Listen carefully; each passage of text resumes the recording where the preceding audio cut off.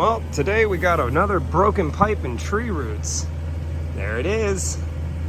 All right, let's clean this up with my surgical tool, the Sawzall.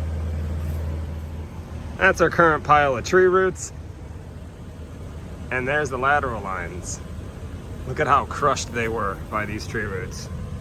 So we'll have to clean them back a little bit more right there, try to get to where the pipe is round again, and then rebuild this. There's one T here, and then this other pipe 90's over that way. Let's see what it looks like when I get it a little bit more opened up.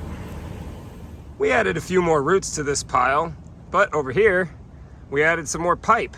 We got it all fixed. We did have Barney stop by for lunch and drop a deuce. We did get everything fixed here. I had to use a slip fix in this area because you see all those roots over there? Well, that just continues out more around here. So we went ahead and fixed it right in its place.